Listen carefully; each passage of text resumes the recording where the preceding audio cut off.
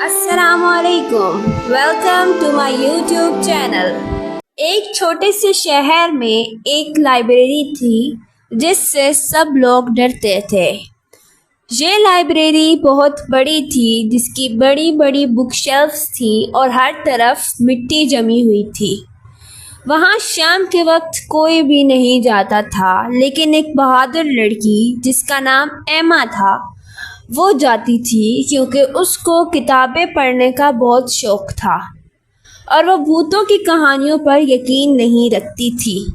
ایک سردی والی شام ایما دیر تک بیٹھ کر کتابیں پڑھتی رہی۔ وہ کتابوں میں اتنا مصروف تھی کہ اسے معلوم ہی نہ ہوا کہ سورج کب غروب ہو گیا۔ اچانک ٹھنڈی سی ہوا اندر آنے لگی، لیکن کھڑکیاں بند تھیں۔ یہ اس کا وہم تھا یا واقعی کوئی کتاب خود ہی ہلی تھی، اس کا معلوم نہ ہو سکا۔ ایما نے فوراً اپنی چیزیں سمیٹیں اور واپس جانے کا سوچا، لیکن جب وہ جا رہی تھی تو اسے ہلکی سی آواز آئی، جیسے ہوا کی آواز ہو، لیکن اس آواز سے یہ سنائی دے رہا تھا کہ مدد کرو میری۔ ایما بہت ڈر گئی اور وہ بھاگنے لگی، لیکن پھر سے ایک آواز سی سنائی دی۔ اس نے پیچھے مڑ کر دیکھا، لیکن پیچھے کوئی نہ تھا۔ پھر ایک آواز سنائی دی اور وہ آواز یہ تھی کہ میری مدد کرو، اسے ڈھونڈو۔ ایما بہت ہی حیران ہو گئی۔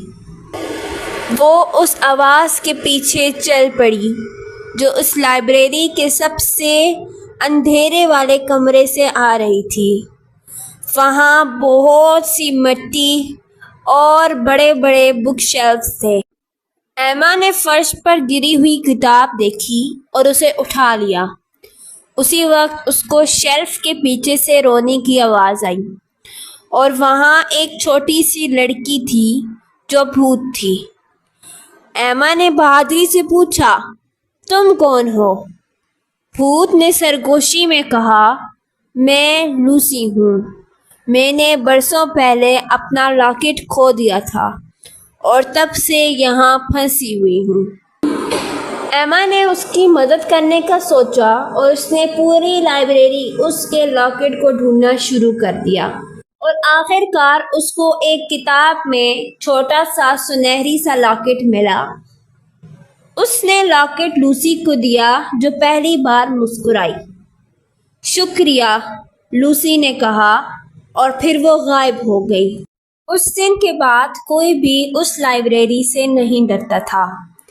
اس کہانی سے ہمیں یہ سبق ملتا ہے کہ بعض اوقات خوفناک جگہیں صرف تھوڑی مہربانی اور سمجھ بوجھ چاہتی ہیں تاکہ ان کے اصل راز سامنے آئیں۔ مزید ویڈیوز دیکھنے کے لیے میرے یوٹیوب چینل کو سبسکرائب کریں۔